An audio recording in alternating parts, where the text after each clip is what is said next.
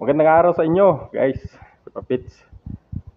Welcome back sa ating channel. Pasensya na, hindi talaga tayo nakakapag-upload ng mga video sa ating channel. Hindi tayo nakapag-update kasi nga busy tayo sa meron tayong trabaho na nahabol. Busy sa trabaho. Kailangan natin to kasi dito tayo naghahanap buhay tapos pamilyado tayo, di ba? So, meron akong share sa inyo. Mayroon akong ipapakita sa inyo. Itong papakita ko sa inyo ngayon, ito ay mga lumang mga parts ng mga sasakyan, car parts. Japanese brand noon ito, no? Isang kilalang Japanese brand na sasakyan.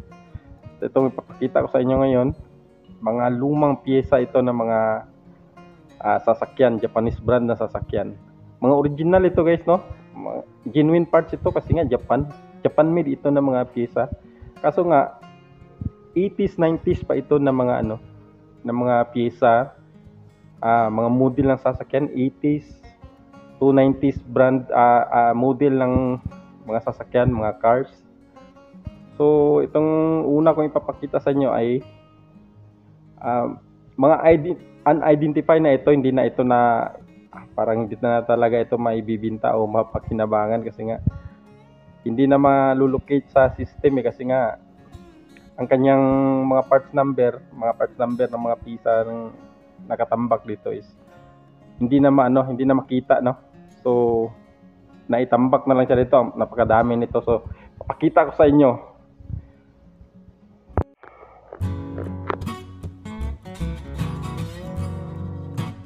So mga pisa ito ng mga sasakyan. So napakadami pisa nito. Japanese brand ng sasakyan noon ito noon. Isa sa mga Japanese brand na sasakyan. Itong mga nakatambak na mga lumang piyesa na ito yan. Papits is mga original ito, genuine parts ito, Japan made ito. Kaso nga ito itinambak na lang ito kasi nga hindi na siya ma-identify kasi nga sa kalumaan yung mga part number sa mga karton nila, yung mga malalagyan nila ay nabura na kasi nga sa katagalan na nga 80s to 90s pa na mga model ng sasakyan itong dapat na malalagyan ng mga pisa na to. Karami, no? So, mga original ito, guys. Japan parts.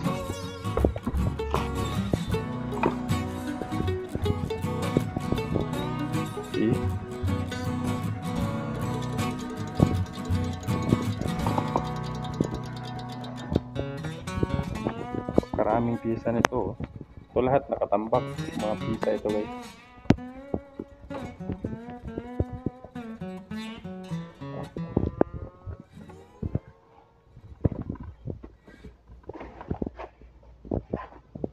Yan. Ito, pisa pa rin ito. Dito. Ilang yan. Dito pa. Unidentified pa rin ito.